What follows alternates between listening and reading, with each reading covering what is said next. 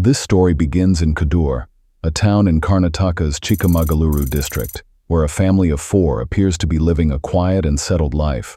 At the center of this story was Dr. Revanth, a dentist aged around 35 years, who ran his own dental clinic in the town.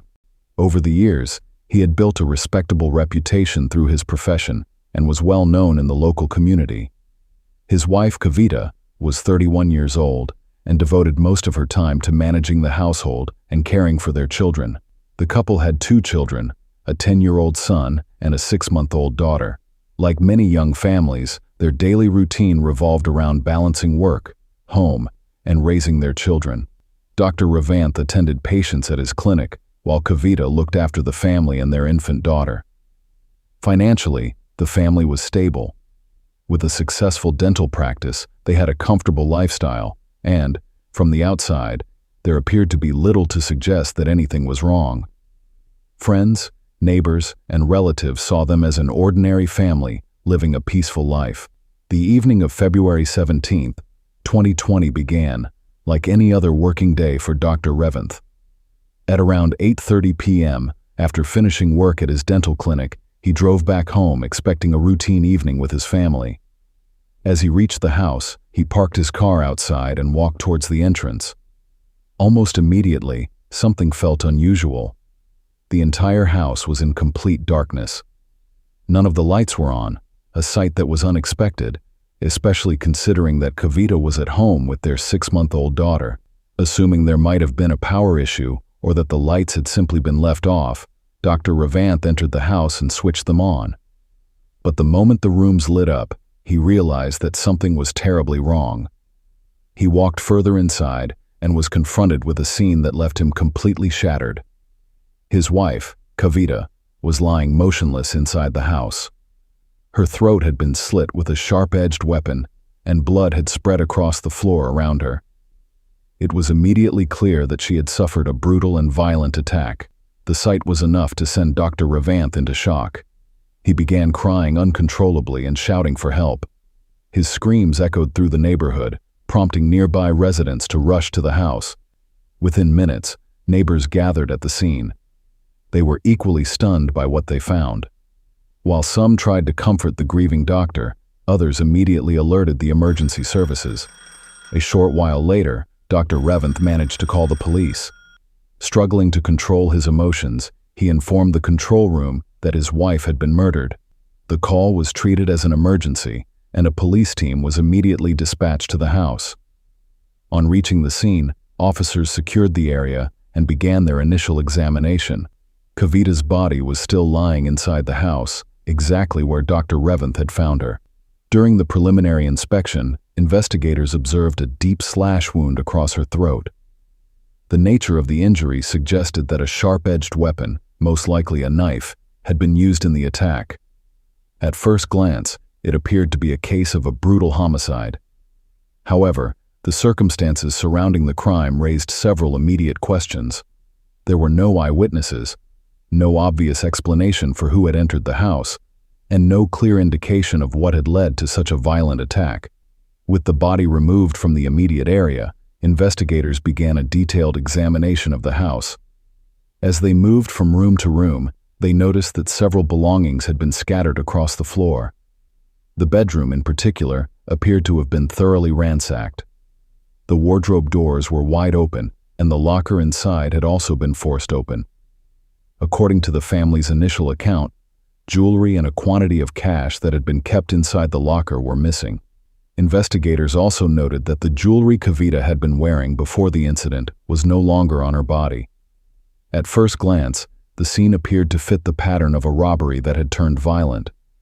The disorder inside the house, the missing valuables, and the fatal attack on Kavita all pointed in the same direction.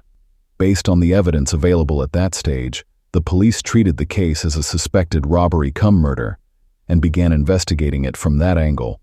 Meanwhile, Kavita's body was sent for a post-mortem examination. The forensic findings would be crucial in determining the exact cause of death, estimating the time of the attack, and providing any additional clues that could help reconstruct what had happened inside the house on the evening of February 17, 2020. As the initial inspection continued, a forensic team arrived at the house to conduct a detailed examination of the crime scene. Every room was photographed and documented before any evidence was collected.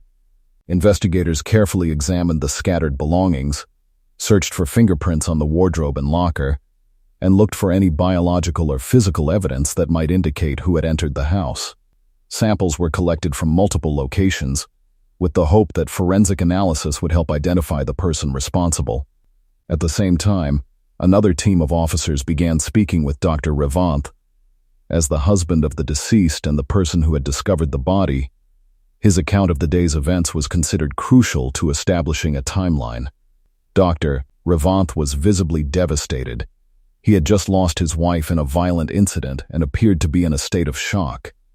Despite his emotional condition, he cooperated with the investigation and answered the officers' questions. He described his routine that day, explained when he had left for his clinic and when he had returned home, and recounted how he had found the house in darkness before discovering Kavita's body. The investigators then expanded their inquiry beyond the house and began speaking to people living in the surrounding neighborhood. One by one, neighbors were asked whether they had noticed anything unusual that evening, any unfamiliar person entering or leaving the house, suspicious movement in the area, or sounds of an argument or a struggle. However, the responses offered little assistance. None of the neighbors reported seeing a stranger enter the property, and no one recalled hearing any screams or other noises that could indicate a violent incident had taken place. The questioning continued for several hours, but it failed to produce any eyewitnesses or immediate leads. With no useful information emerging from the neighborhood, the police had to rely on conventional investigative methods. They began reconstructing the sequence of events, verifying timelines, examining forensic evidence, tracing the missing jewelry and cash, and identifying everyone who had interacted with the family in the days leading up to the murder. Then, just 5 days after the crime, the case took an unexpected turn. On 22 February 2020, the Khadur police received a call from a local resident reporting that a man had been struck by a train on the railway tracks.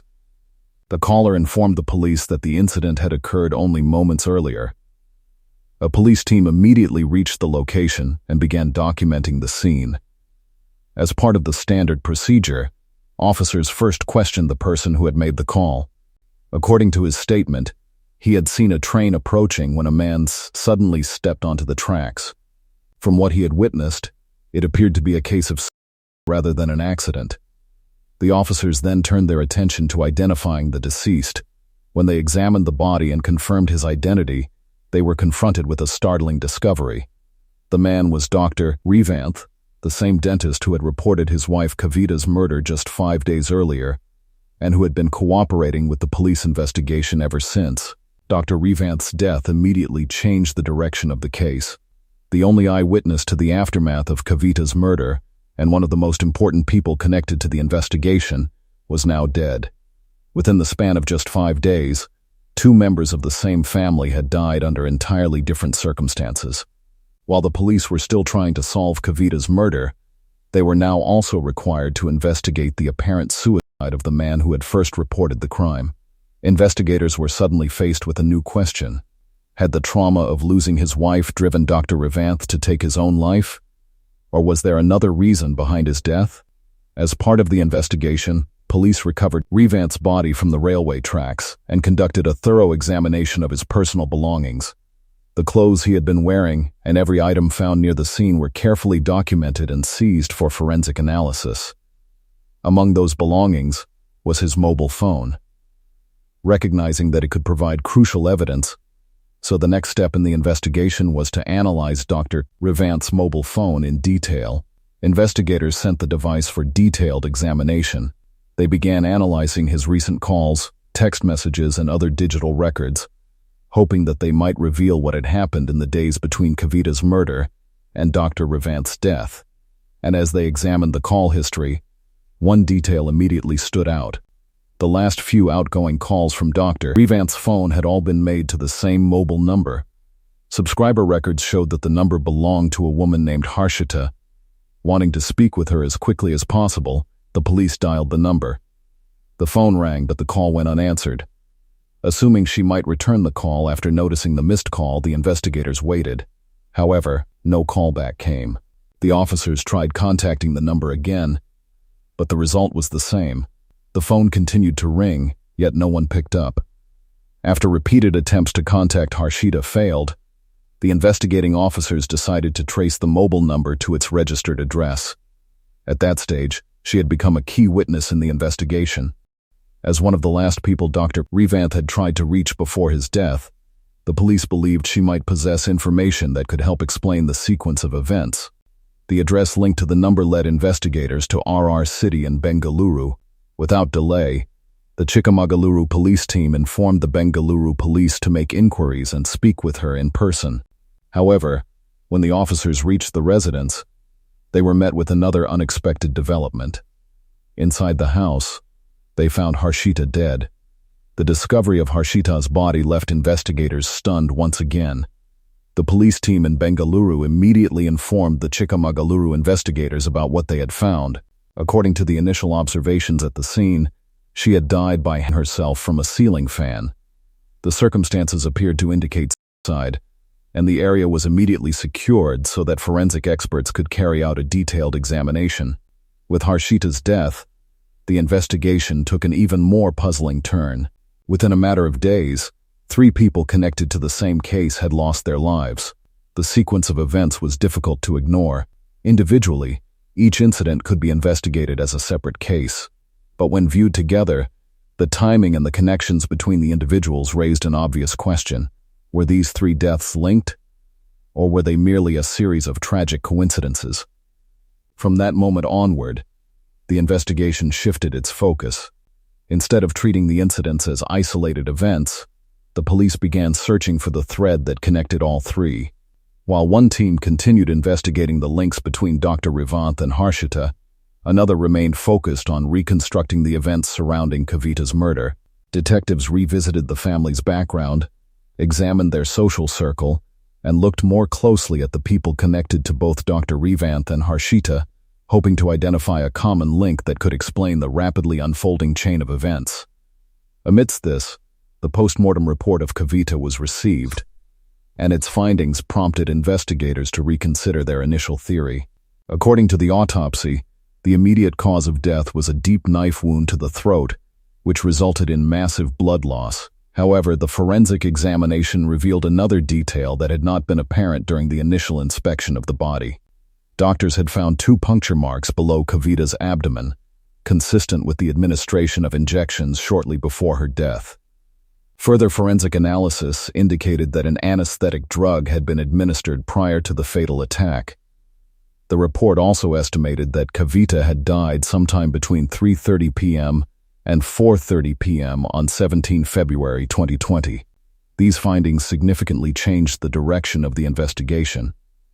Until then, the crime scene, with its ransacked bedroom, open locker, and missing jewelry had pointed towards a robbery that had ended in murder. But the presence of an anesthetic introduced a new and troubling possibility. Administering such a drug before killing someone suggested planning rather than a spontaneous act of violence. It also raised an important question. If the motive had simply been theft, why would the attacker first sedate the victim? After receiving the post-mortem findings, the police officers decided to revisit every statement that Dr. Revanth had given before his death. Since he had been the first person to discover Kavita's body and the only one who had described the condition of the house immediately after the incident, his account now became even more significant. According to the statement he had provided, Dr. Revanth had left home for his dental clinic sometime between 1 p.m. and 2 p.m. on 17 February 2020. He told the police that Kavita was at home when he left. Dr. Revanth further told investigators that the house appeared to have been ransacked. Belongings were scattered across different rooms. The bedroom wardrobe was standing open.